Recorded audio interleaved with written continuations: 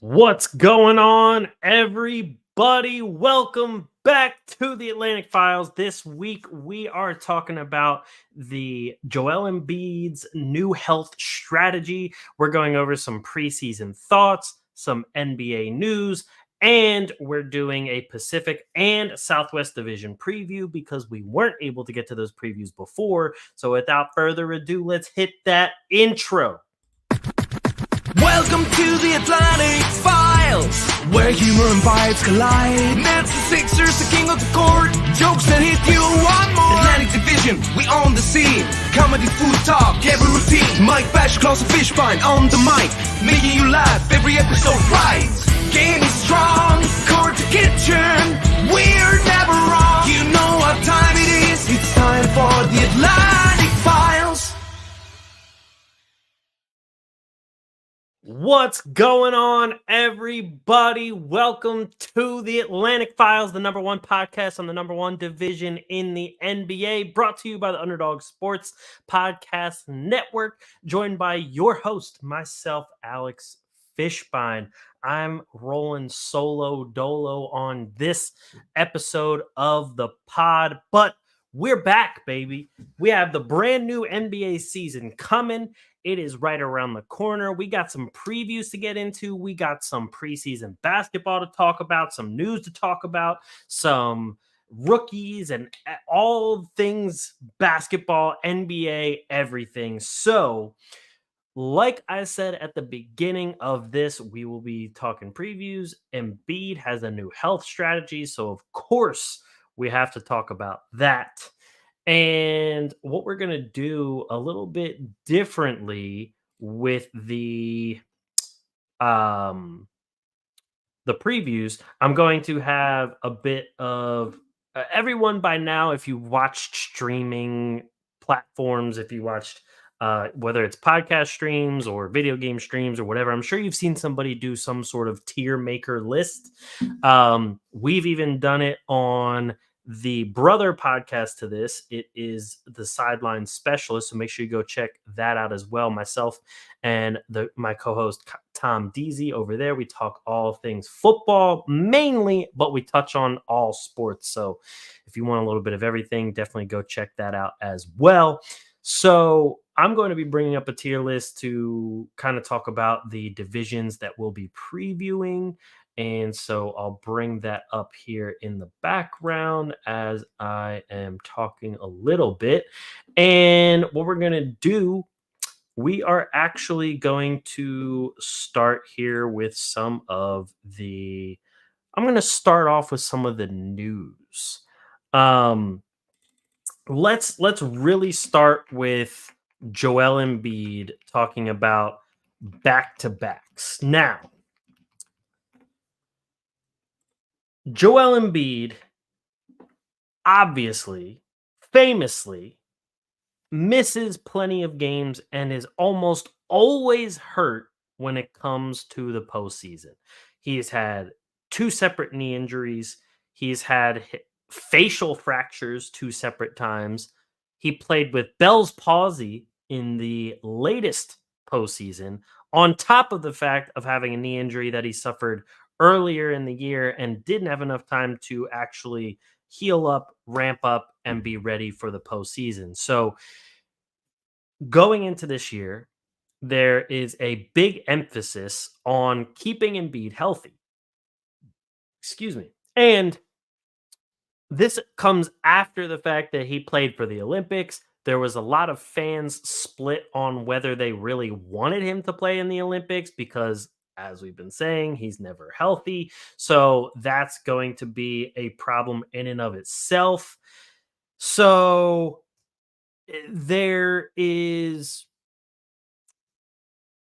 question marks of how to get him into the postseason. And Mike, look, you're right. I'm sorry I didn't call you back after I was eating. The moment I was done, I had to uh I had to get ready for the podcast and everything, and but I'll call you after the podcast, Mike. I'll call you after.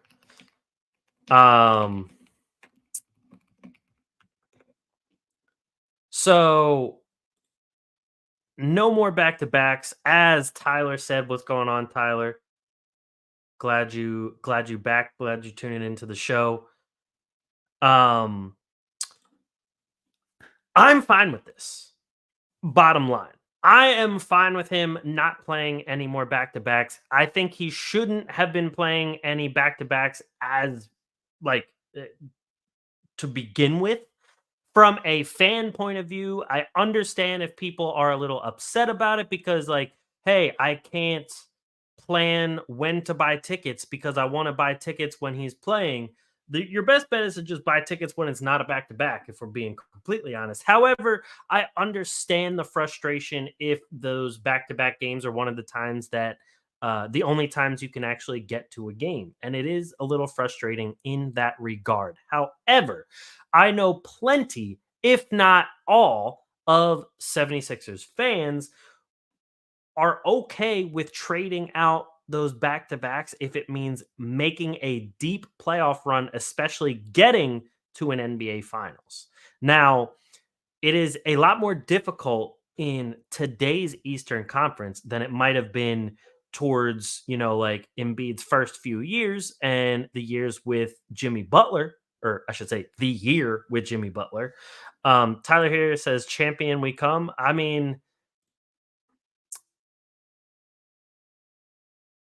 there's still a lot. I'm going to get to that, but there's still a lot of ifs and praying for good health for me to say championship here we come. I like so I mean those who know me know I'm very pessimistic and I will always expect the worst but hope for the best because that's just how the Sixers have always been. And I'd rather protect my own peace than get my hopes up too crazy. So, that being said, I am fine with the no back to backs. Now, I think I remember reading like if you eliminate all back to backs, that's already 15 games that I don't know if it was 15 combined. They were saying like if him and Paul George both don't play back to backs, or if it was just Embiid. I have to fact check that. I'm not positive. However, even if it is 15, I don't mind it. Like I don't. I really don't care if Embiid wins MVP, if he gets first team All NBA. I'm sure those are things he probably cares about because there are probably stipulations in his contract that get him more money if he does so. However, I don't care about it. I care about a playoff run. I care about a championship. And with Embiid's window closing faster than it probably would of other players, you have to make those types of moves, those types of decisions and strategical um, decisions, even though I just said that, to get there before that window actually fully closes. And this roster's your best shot since that Jimmy Butler roster, and probably the best roster top to bottom that Embiid has had his entire career so far. And that's what you got to do. If he does, if not playing back to backs is what has to happen to get him healthy into a postseason, then I am 100% for that. Now, obviously, that's not going to guarantee he's healthy. It's going to be probably holding your breath for every single fall, every single, weird little step, every single jump, every single everything. But I am more than okay with him missing back to backs. Um, Now, then you get to Paul George, who let's just at this point we might as well move on over here to um like some of the news and injuries. But the good thing for all of my fellow Sixers fans out there, Paul George should be okay. The team says it's a hyperextension. Some of the imaging and everything came back and pretty much confirmed it was a hyperextension. If I check it out here, let me just make sure I'm not up to pick in my fantasy league because I'm in a draft right now as well. Okay, I'm up in 2 picks on that. But if I remember correctly, it said something about bone bruises or a bone bruise, no ligament damage. I think they're going to be doing a little bit more imaging and tests just to be very safe. Yeah, here we go. So from Shams, it says he has a bone bruise, no structural damage to his left knee, and will be reevaluated in approximately 1 week. Now, the injury did look bad. I'm going to throw up a quick picture here of what it looked like. So for those that might be squeamish, I mean, it's not like, a devastating injury like Aiden Hutchinson or anything like that, but I'm just giving you a heads up before I flash it up here on the screen. So that's what his leg looked like. And I know this picture is wild. Don't get me wrong. I know this is wild, but it looked bad. When I saw the video, I saw it while live on our podcast for Sideline Specialists last night.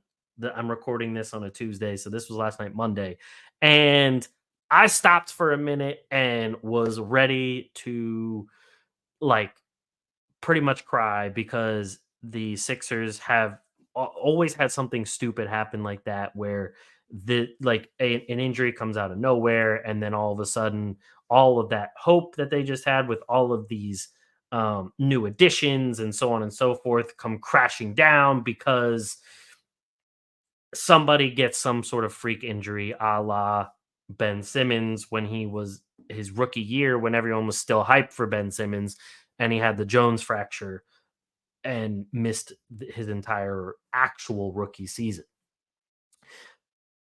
Thankfully, he is okay. That's the big thing here. Thankfully, he is okay. Uh, Probably will be back. I'd probably just give him an extra week just in case. I mean, I know they want him back for the season opener. However, if they don't think he's 100%, I doubt they throw him out there in the season opener right away. I feel like they're going to show us right away that they are serious about protecting these guys. And if they don't think he's fully ready to go, they won't let him go. That's just my hunch. I don't have any sources or anything like that, so don't hold me to the fire on that. News around the league. Kelly Olynyk, he's not playing in Tuesday's preseason game, but it's just some back stiffness. He'll probably be fine. Scottie Pippen Jr. agreed to a 4-year deal with the Memphis Grizzlies. He got upgraded from his two-way contract. Love to see that. Love to see guys on the brink of rosters there getting their contracts converted over to those full-time ones. So love seeing that. Scottie Pippen had a good season last year in the 21 games that he played some decent minutes. And I mean, with Derrick Rose actually announcing his retirement, which I feel like not many people were prepared for, then you at least have a guard coming in to uh, not take his place, but to at least do some, um, like, be able to come off the bench. Anthony Simons, he may suit up Wednesday for a preseason game. He practiced on Tuesday. He's been dealing with an ankle injury. Um, it looks like head coach Chauncey Billups said that he could, quote, potentially play in Wednesday's game against a international team.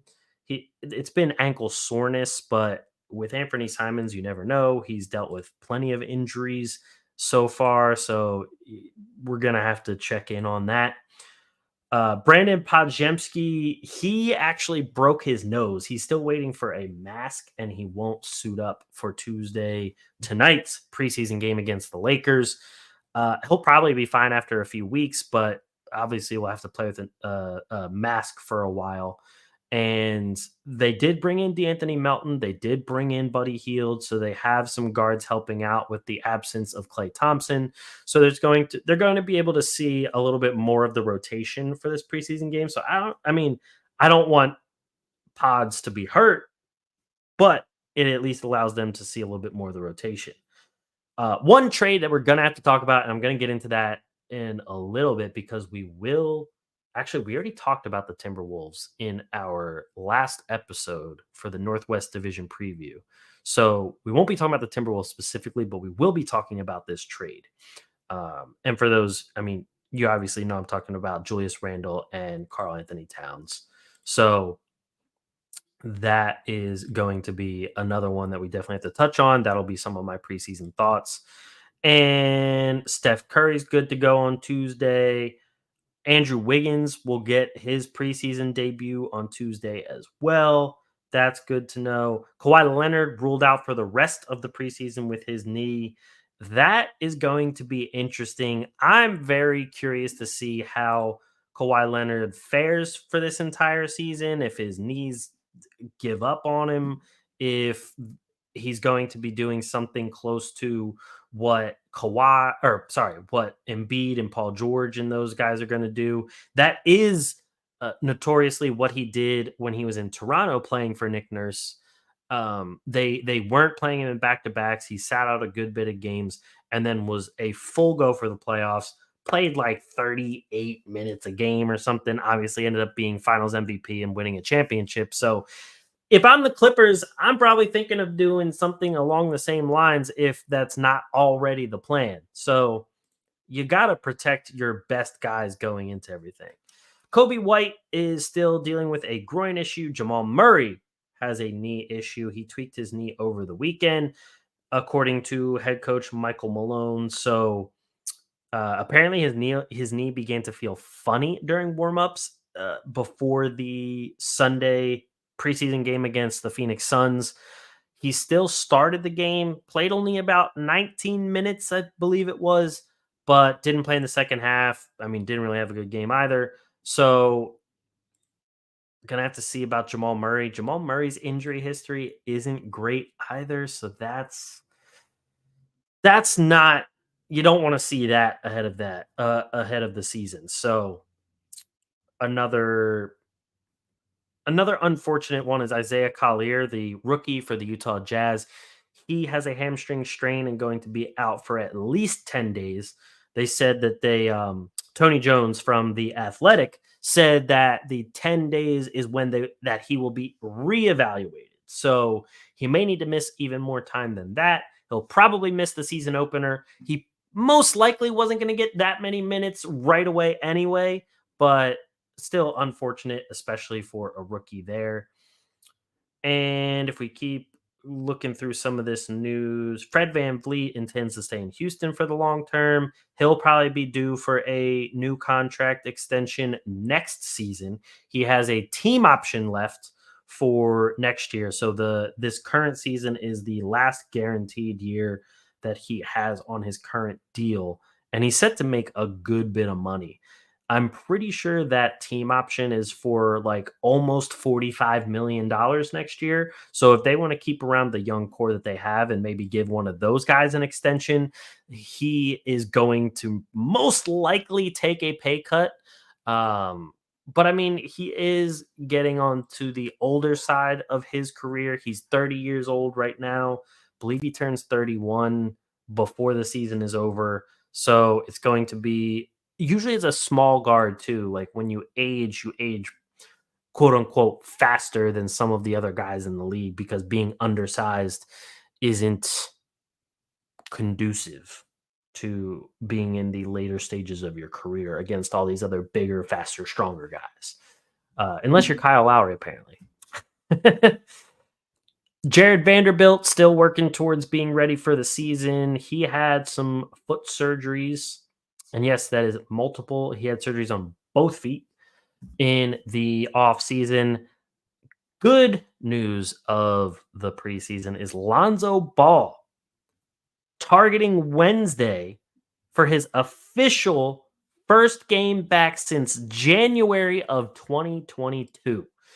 Love to hear that. Lonzo Ball is, say what you want, but he is a very important piece for Chicago. He was very important when they were actually having some success. His defensive abilities, passing ability, shooting, he was doing a little bit of everything for them when he was actually healthy and on the floor. So that's going to be big getting him back as well, especially if they want some more like long-term success and really I would say any success in general. Malik Monk came back on Sunday. He was fine. Kevin Herter is still out with his shoulder injury. He's working his way back from he had the season-ending shoulder injury last year, so still going through that. He was cleared for full contact activity last Friday.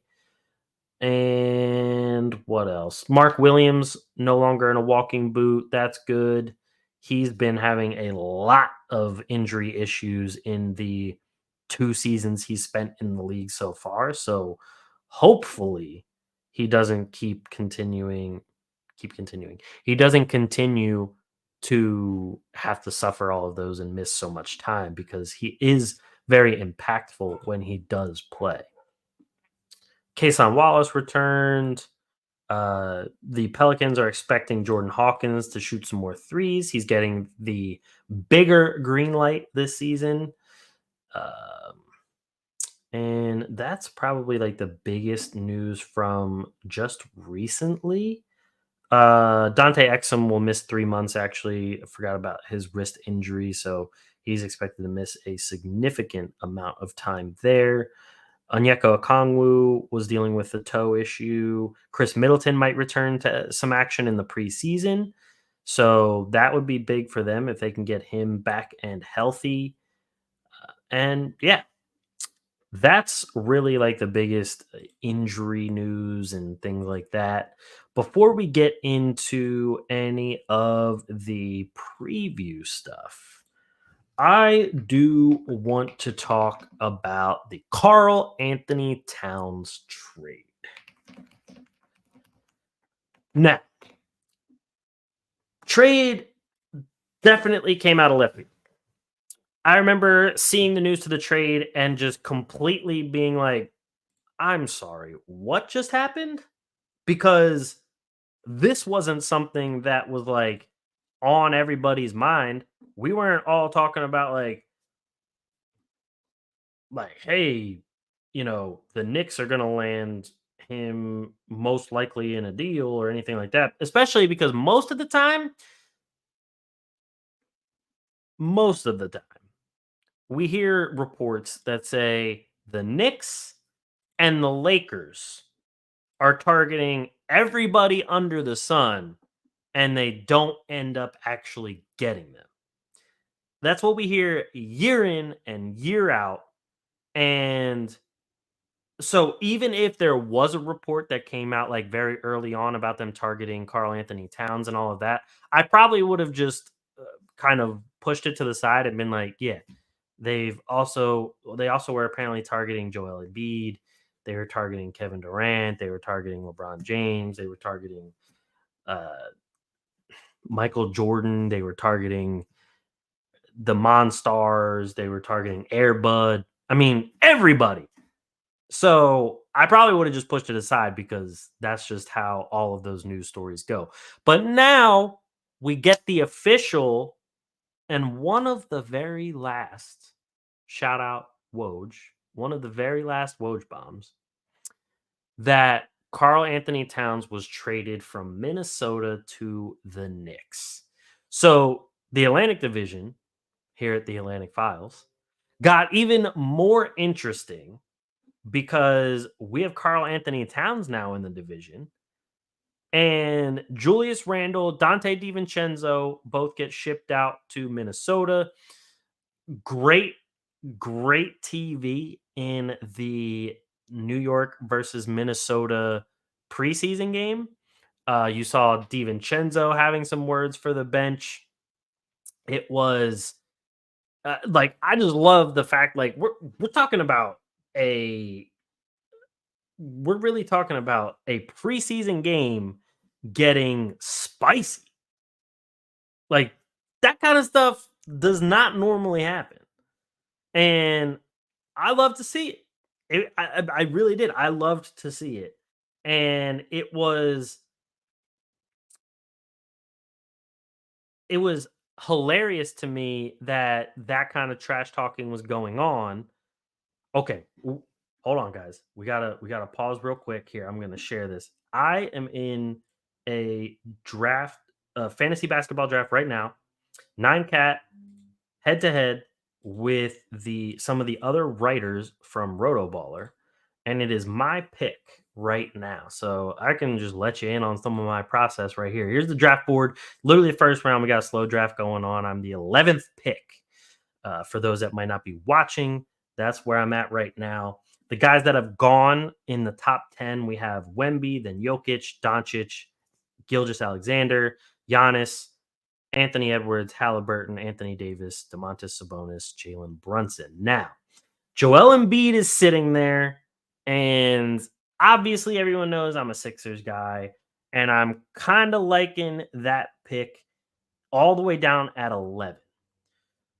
However,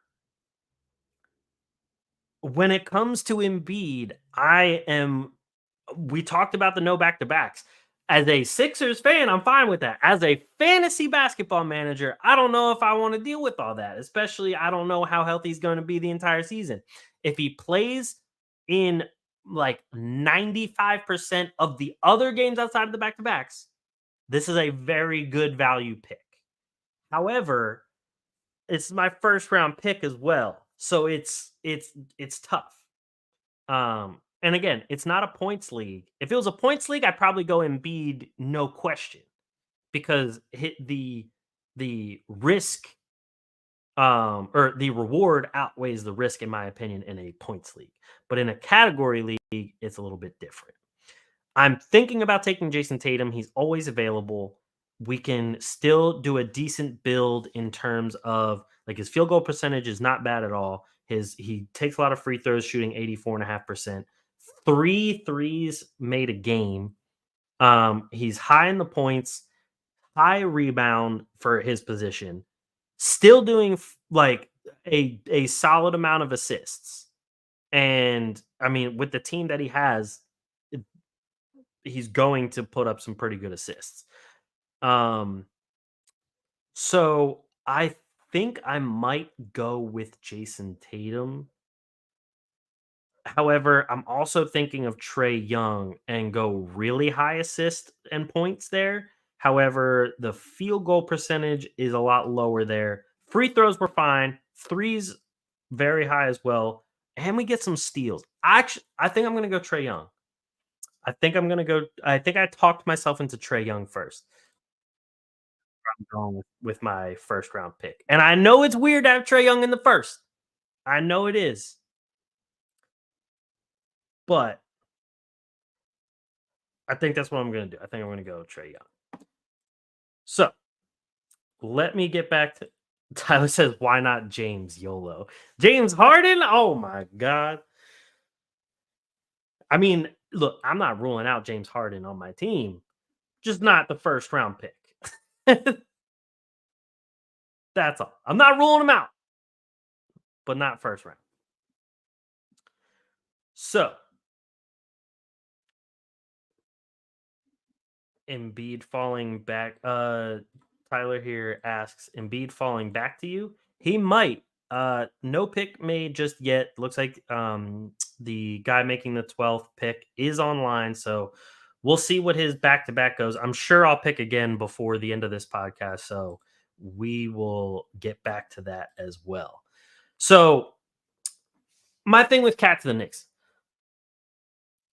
Do I think the Knicks got better? I think they got marginally better. I don't think the Knicks got like exponentially better or anything like that. Don't get me wrong. I think Cat is a very good player. I've never been a huge Cat guy. But he gives them a big man that they haven't had that can actually provide on the offensive end, unlike any he like has before. Unlike any they have had before. Sorry, my. Whew. So I like the 3-point shooting he brings. I like even the rebounding he brings. He's going to play heavy minutes. I don't.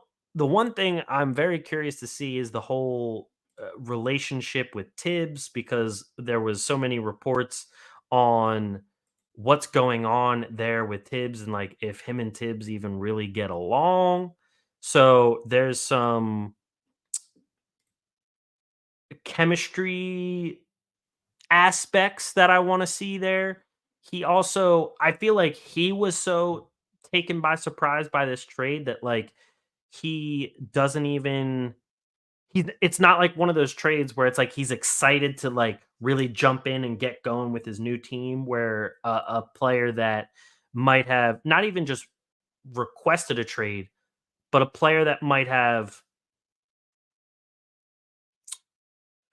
like just been unhappy is what I'm trying to think of. A player that's been unhappy with his team would be very excited to meet his new teammates, to really get going, to really start and play with his new team. I don't see that type of thing playing out with him right now. So I'm curious how the whole chemistry with the entire team is going to go. I don't think like they're going to have any fighting or anything like that, but it's the whole dynamic between like you broke up the Nova Knicks after bringing in Mikal Bridges and this whole Nova Knicks being all like the craze and now you take a guy from Minnesota who's been in Minnesota his entire career and is such a part of that community, such a part of that city, such a part of that team and culture and completely flip that around. I just don't understand. I shouldn't say don't understand, but I don't see how well that chemistry is going to go very early on. Now, we have a whole season to figure it out. We have a whole season and a postseason to really go from there. And Mitchell Robinson, when he comes back, would be a very good defensive counterpart for Cat. I'd be curious to see if they run some Cat at power forward and Robinson at center, kind of doing like like Cat and Gobert type of things. But like that could be something in the postseason if they face a bigger team. If you don't want Cat guarding Joel Embiid or someone like that, then you throw Mitchell Robinson at him, but have Cat in at the power forward to be able to give you that offensive output. Tyler asks here, did you or are you doing predictions? I'm doing a the whole prediction episode will be next week, right before the first game and everything. So I'll be doing that for the next episode this week, doing the previews for the last two Western divisions. So next week will be Eastern division previews and predictions. So that's going to be a whole thing next week. But all in all, with the Timberwolves, just going to how their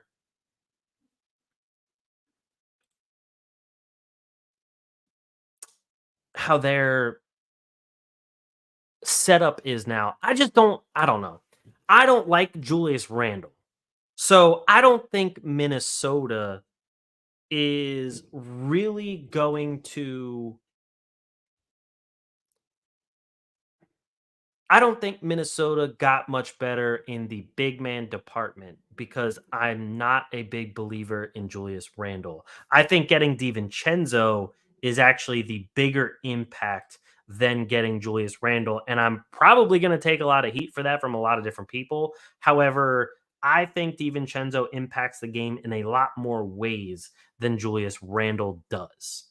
And we've seen if Julius Randle isn't mentally in it and if he's not like pushed or happy with what's going on, he just disappears and becomes a black hole. We've seen it even happen in New York before New York kind of got better and he started really taking on the energy of the New York crowd. And so it it just doesn't make me feel great that it doesn't make me feel great that like now Randall is traded when he wasn't asking for a trade. He was excited to come back to the Knicks and excited to kind of continue what they were trying to do in the first place. And all of a sudden, just like I'm talking about with Cat, how he didn't see it coming. You throw Randall out in Minnesota after he didn't see it coming and was excited to come back to the Knicks because he's been out with his injury this whole time. And now all of a sudden he's just kind of like, all right, I mean, Minnesota's good. They are good. They are a playoff contender. They had championship aspirations, but like the energy around New York was a lot higher and a lot more hype than it was Minnesota. And it's funny because, like, to me, Minnesota, it's like the hype is Anthony Edwards. Don't get me wrong, the team is good and the team should be hype as well. But like from an outside perspective, looking into Minnesota as not a Minnesota fan, I'm more hype about Anthony Edwards himself than him like the actual team and their championship hopes. So when you get down to it, I think the Knicks got marginally better. I think the Timberwolves, I think this trade ends up being a win-win when it's all said and done. However, I just don't think that either team drastically improved their championship odds, especially the Timberwolves. But because I still don't really see the Knicks, I don't think that move pushed the Knicks over the Celtics right now. Celtics are just still a deeper team. Sixers are undecided because we have to see what the health is for them. The Bucks, they're just a wild card because you don't know you don't know what kind of Bucks you're gonna get. Cleveland, they're under new coaching. We're gonna see if they can actually come out and give us like the potential that we think they have with Kenny Atkinson.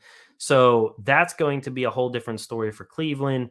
Indiana's on their way up, but I don't put them up in that upper echelon just yet. Orlando is another team that's on their way up, and they could be very dangerous in the postseason. So there's a lot of movement there, and I don't know. That's why to me it's still the Celtics all the way up here, and then everyone else all the way down here. It still is. So before we move on to the previews, I actually do have another pick. Joel Embiid did not fall to me. So and it looks like they were also he was thinking about not taking Joel with those picks too. He ended up getting Tatum and Embiid, ironically enough. But he was tempted to take Embiid, but also tempted to pass on him. So now I have Trey Young. We could go Steph Curry.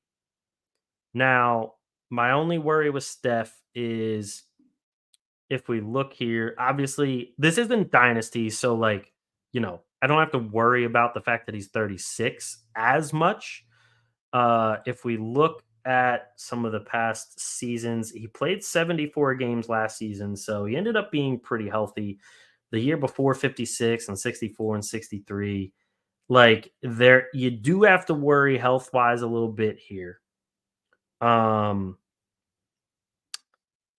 Now, this would be the 3-point build if I went with Steph Curry would be crazy. I'd be getting threes for days if I had Trey and Steph. Even if I did get Donovan Mitchell, if we look at Donovan Mitchell here, he hit over three threes a game as well last season. But again, his injury history is not that great either.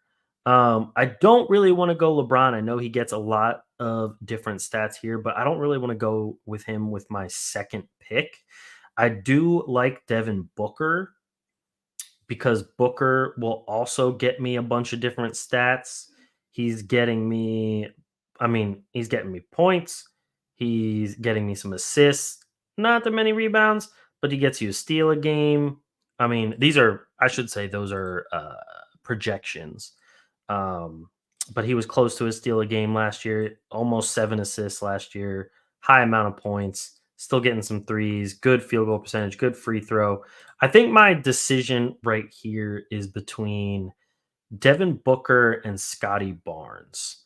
My only worry with Scotty, I like Scotty because he gets you a wide array of stats. He gets you some defensive rebounds, some assists. His points aren't as high, his threes aren't as high, but he's still getting you a good field goal percentage and everything. My only worry with Scotty is if he doesn't, if he's not like perfectly healthy, he's not going to be playing. Like the Raptors aren't a championship contender, so they don't have to really, they don't have to really like make sure he goes all out all the time. If like they're not going to rush him back from anything, is what I'm trying to say. So in that case, man, I'm really going in between Donovan Mitchell and Devin Booker, and I think I'm gonna I'm gonna look something up here. I'm gonna look at some of the rankings that I put together just from based off of some stats here that I was taking over the last few years. I was looking at a bunch of different projections. So if we look at these projections here, because I don't really trust sleepers projections all the time. I mean, I don't trust a lot of these guys, like uh, the actual draft, like the fantasy sites. I don't really trust those rankings all the time. So if I'm looking at some of these ones I was looking at before, a lot of people do have James Harden actually up here in this realm. Or do I want to take the risk on LaMelo Ball? LaMelo Ball is a very high risk.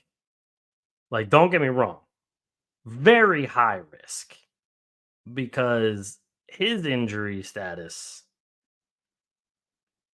yikes.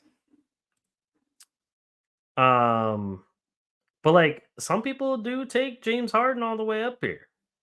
James Harden, like it's not lately. It hasn't been insane. He played 72 games last year. Paul George isn't there. Like he does get steals. Actually, he gets over one steal a game this entire time. Him being 35 though is a little worrisome too. This one's rough, man. Uh, I'm gonna. I think Devin Booker would be a little bit of a reach right now. He's more like in the 20s, I feel. So, with that being said,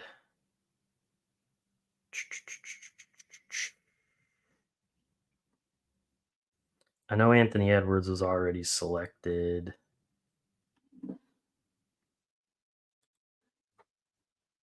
I think I might just say fuck it and take the risk with LaMelo Ball. Unless what's his field goal percentage? His field goal percentage hasn't been great. I mean, I could punt field goal percentage and just go for literally everything else, but my turnovers are already pretty bad, going to be pretty bad. He hasn't played the last 2 seasons, he's played like 58 games combined. So that's just not ideal. Not ideal at all. And Sabonis went there, Halliburton, Edwards, Brunson went.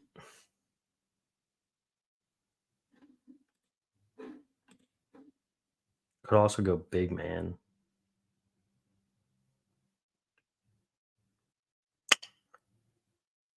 I think I'm gonna lean in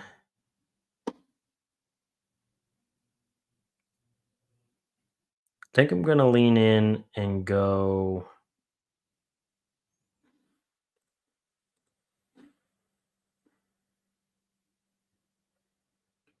Mm,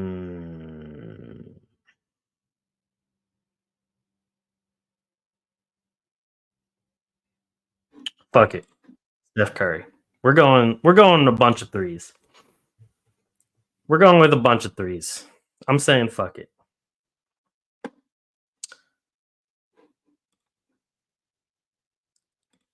I know I'm guard heavy right now. Got two guard shooting guards. Oh, De'Aaron Fox goes right after that. That he said he was gonna reach this next pick. De'Aaron Fox is a bit of a reach there in the second round, but I don't hate it. I don't hate it at all. I do like De'Aaron Fox a lot, but I'm kind of happy with Trey Young and Steph Curry so far. We'll see how this goes. I'm definitely gonna need some big men. My assists are decent. My threes are crazy. Points are gonna be okay. Rebounds, I'm gonna need a lot of work. Steals are going to be decent. Steph, I mean, been he's been at over a steal a game. He's been close to a steal a game. His assists are all right. So free throws, I'm gonna be perfectly fine. Uh, Even field goal percentage, I mean, I probably won't be too bad. Turnovers are probably gonna be the bane here. Uh, yeah, Trey's had some really bad turnover issues, and his rebounds are pretty much nothing. So we'll see about that. So, with that being said, let's get into the previews we have. We'll run down some things pretty quickly and we'll look at last season and we will do some predictions for this season. So let's do the Pacific Division first, which I think is probably the harder division of the Western Conference because there's a lot of hurt teams in the Pacific Division. So what I'm going to do is I'm going to bring up the standings on the screen like that. Let's zoom in on them.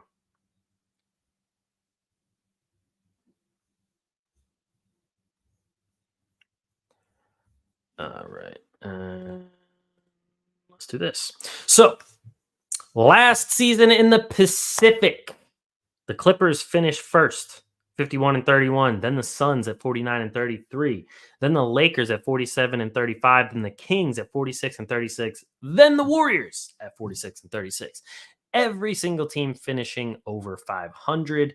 Every single team with a positive average point diff there. And the Clippers are obviously doing well. And sorry, I just saw a text about our dog with the remote. The Clippers obviously did well last year. They Paul George was healthy for the most part, and James Harden was okay. They had some decent role players in there. Honestly, after the James Harden trade, I thought that the Clippers they started to get a little bit better throughout the year once like he was there after a little while, but I just wasn't that I wasn't that intrigued by the Clippers. I thought that the moment they hit the playoffs, I just didn't think it was going to work, and it didn't. So we still have a huge question mark next to the Clippers because we have a huge question mark next to Kawhi Leonard. If Kawhi Leonard is not healthy for most of this season, and if he is not healthy for the postseason, then they are not going anywhere. The Clippers will go as far as Kawhi takes them. I stand by that. I don't I don't find any other argument really to be accurate about that. That's just what it is. The Suns, I think, will probably get a little bit better. Bradley Beal will have a chance to be a little bit healthier. Maybe you bring him off the bench. and try some different things with him to improve the team's outlook here. I like the Tyus Jones move. That was a good one to bring him in and use him as a starting point guard to really facilitate things and also, get him open for some shots. I think he's a very fine shooter there, especially spot up wise and catch and shoot. You also there's Monty Morris that gets involved that will get involved there. Royce O'Neal is there.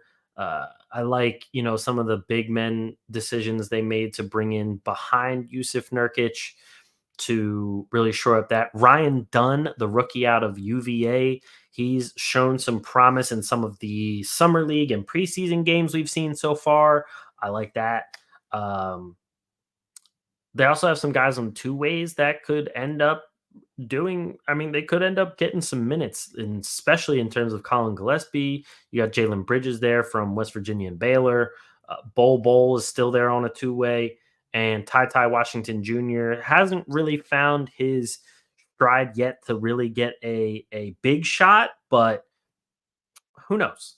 But I like this team. And the fact that they're mostly staying together, they get some more chemistry. That's always been the big thing about these big threes is like the chemistry isn't there, but I think it will be there because of the better chemistry they're going to have together there. And then we get to the Los Angeles Lakers.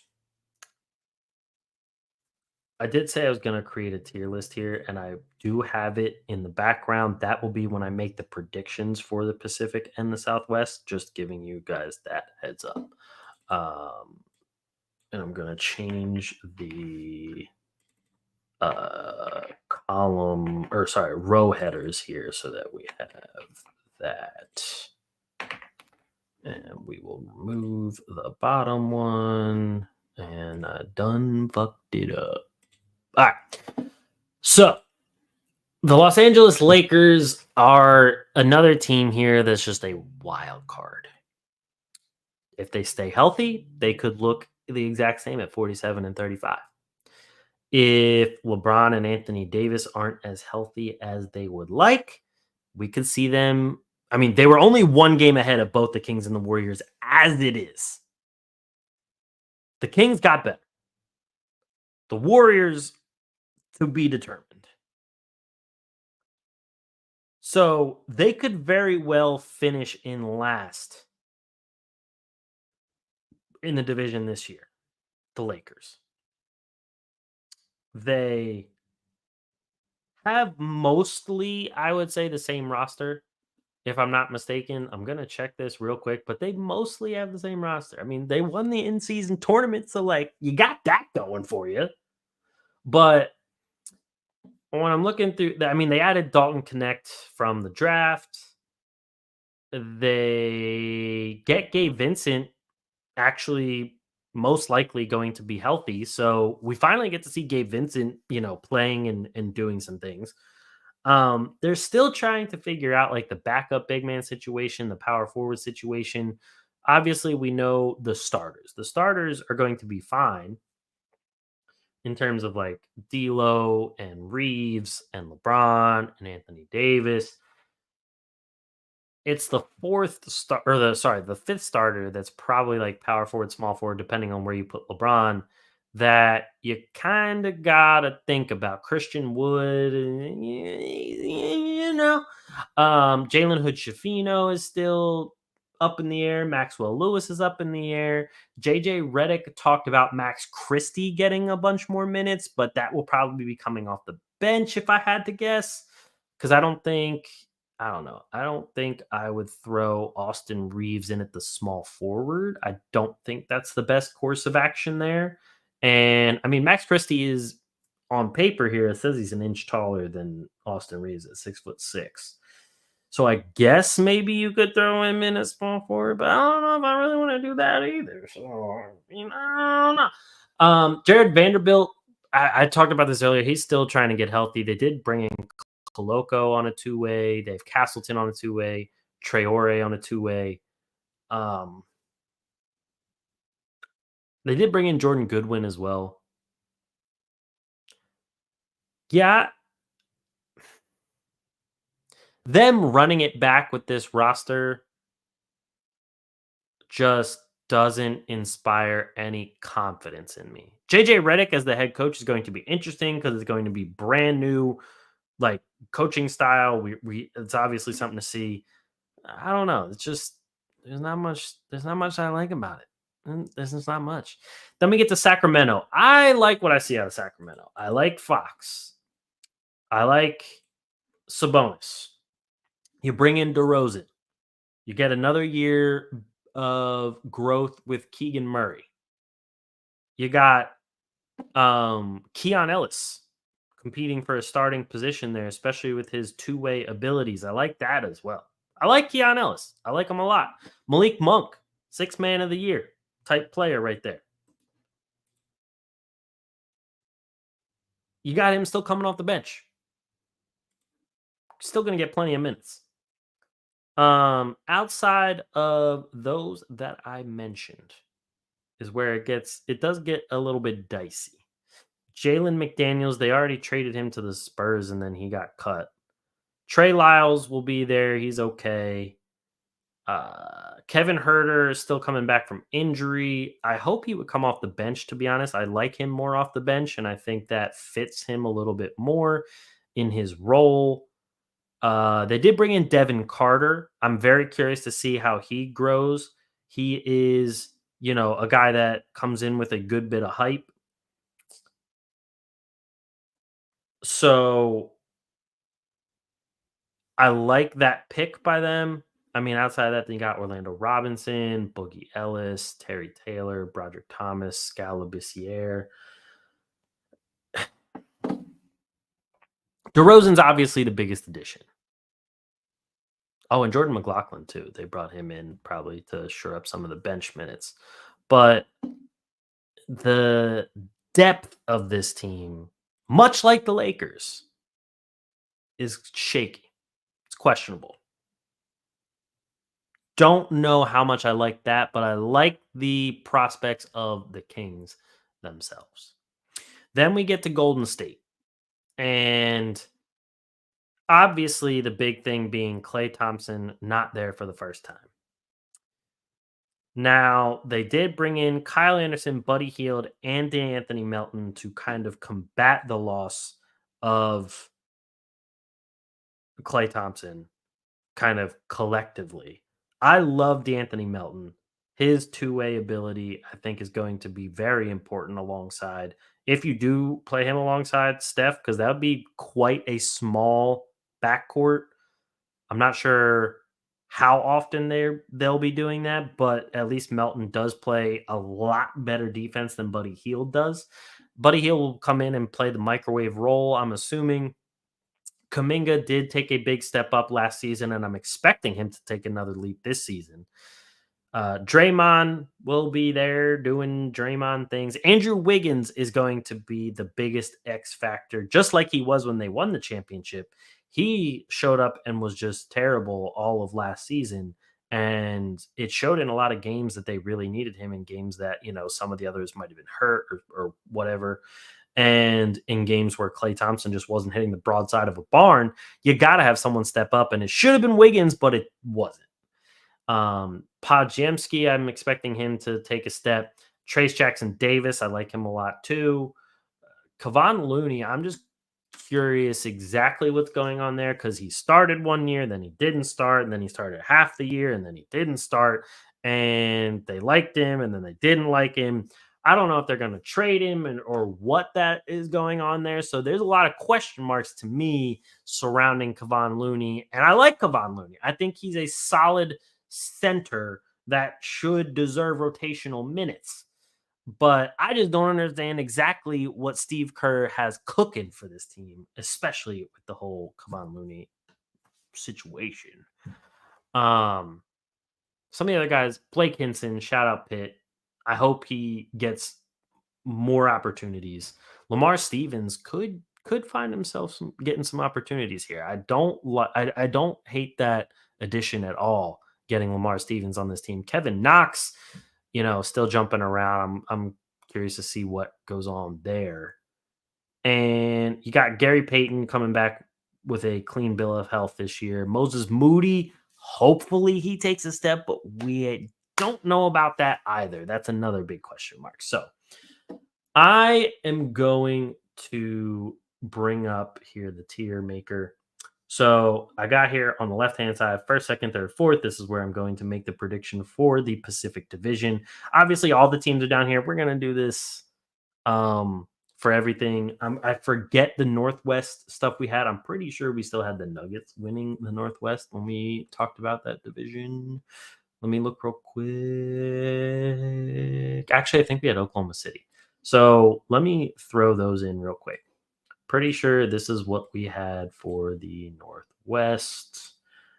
A lot like what happened last year. I don't think much is going to change, to be honest with you.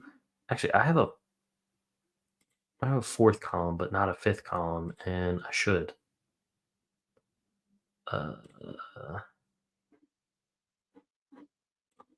So let's throw in a fifth column because there are 5 teams.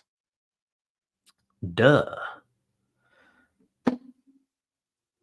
So we had them, then the Timberwolves we had in third, and then the Jazz we had in fourth, and the Trailblazers we had in fifth. So that's what we had for the Northwest Division from our last episode. If you didn't see that, go check it out there.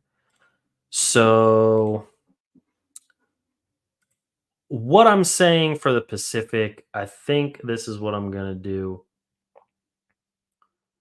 First place wise, now last year, the Clippers won by 2 games over the Suns.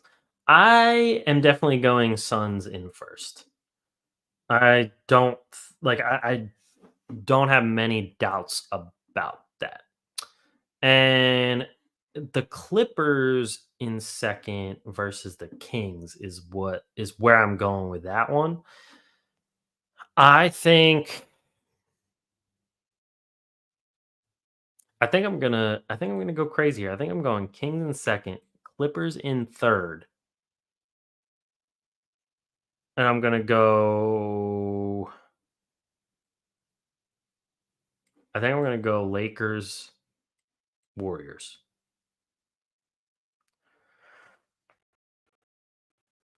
Excuse me.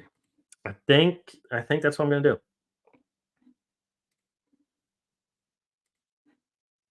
So with that being said, that's what we have for the Pacific Division. So let me bring back up the standings here, and we will quickly go over the Southwest Division because I think this division is a lot easier to talk about than the Pacific because the Pacific has such a mixture of aging rosters and younger rosters, but also still really good rosters that we just have a lot of question marks about.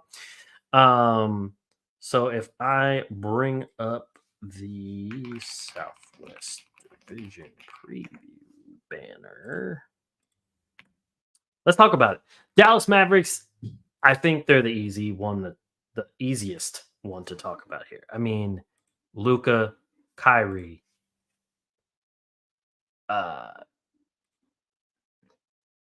PJ Washington, Dinwiddie's there. Clay arrived. Quentin Grimes arrived. Still got Olivier Maxence Prosper. Exum will be out for a while. Derek Lively gets another step into his career. Daniel Gafford. Jaden Hardy, another step into his career. Najee Marshall. There's a lot to like about this roster, to be honest. And I have a hard time putting any of these other rosters up in first. Now, here's the big thing. Pelicans did pretty well last year. Shout out Zion for actually playing most of the season. He actually put up 70 games last season, more than Ingram, more than McCollum, more than Trey Murphy. I mean, he stayed healthy for the most part, and I gotta give my props after getting all the injury prone labels and all that kind of stuff. Hopefully he does it again. They don't have Valanciunas anymore. they really don't have like Daniel Tice is technically their starting center. And I don't consider him a true center. He's 6'8". His defense is okay. His shooting is decent. I don't have faith if Daniel Tice is your starting center for the entire season and into the postseason. I don't have faith in that. Alfred Payton is actually on this team. I completely forgot he was on this roster as of right now. Then you got sorry, Brandon Ingram's still there. I like the draft pick of Yves Missy. I like that a lot because you need somebody like that if your starting center is going to be Daniel Tice. Then we have Jeremiah Robinson Earl. DeJounte Murray moves over to the Pelicans. You got Herb Jones, Jordan Hawkins, CJ McCollum, Zion, Jose Alvarado, Trey Murphy III.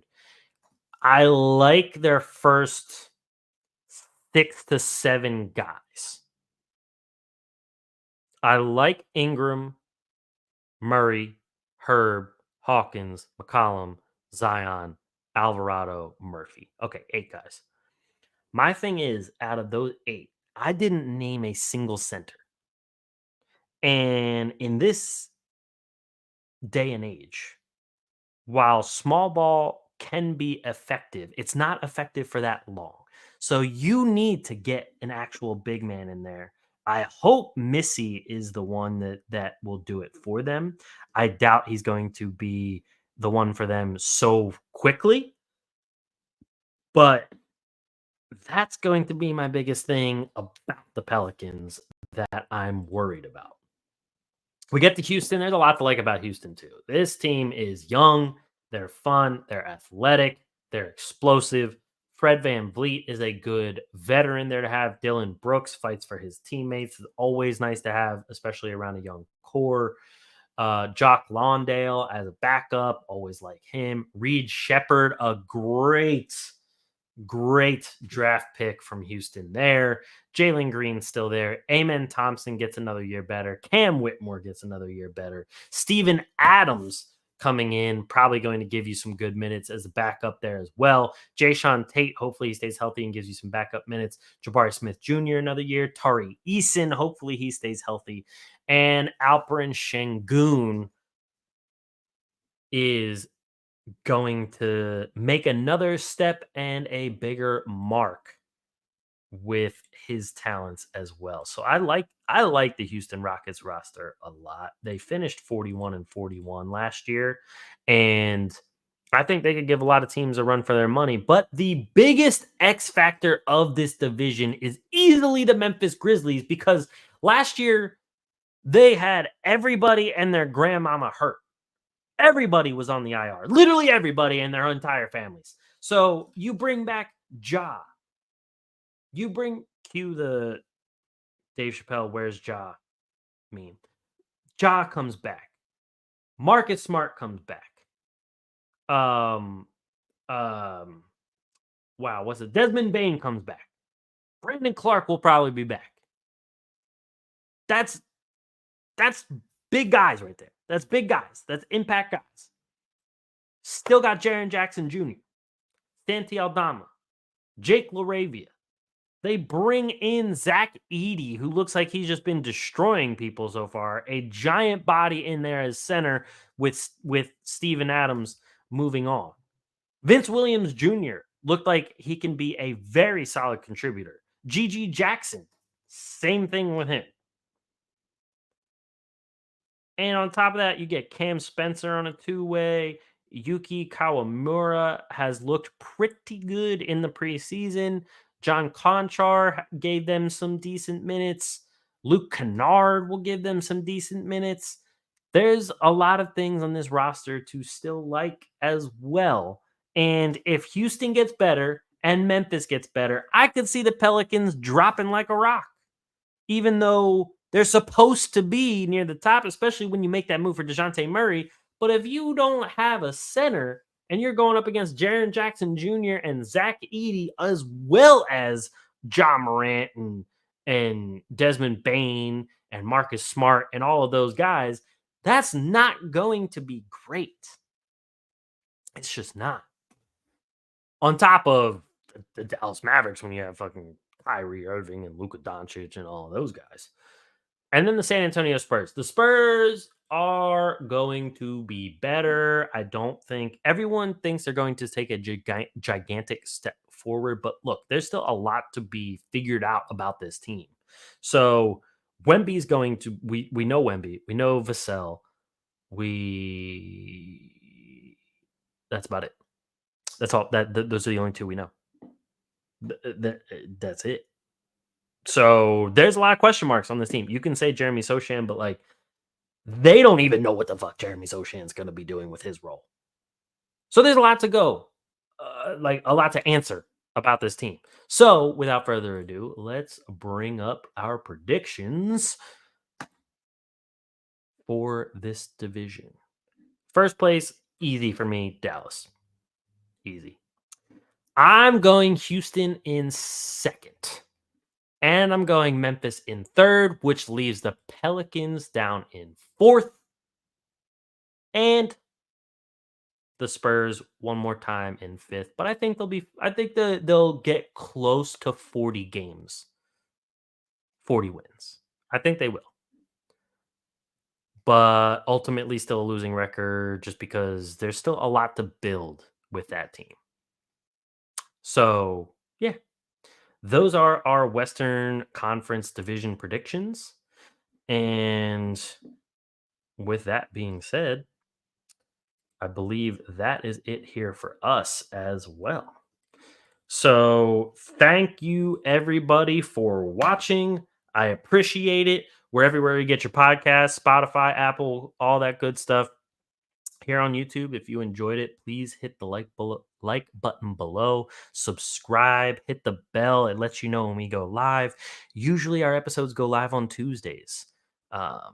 We might mix in some pre-recorded and some live streams because it's been quite a busy time. And for those that don't know but have been following the show, we are expecting our first child in March. So that's going to be a big time. So you might see a little bit more pre-recorded streams just because we might not have the time to jump on the live stream and be there in that exact moment, but we'll be in the comments. So we'll let you know when things happen with that too. So thank you everybody for tuning in to the Atlantic Files, the number one podcast on the number one division in the NBA, brought to you by the Underdog Sports Podcast Network. And as always, we will catch you guys next week. Peace.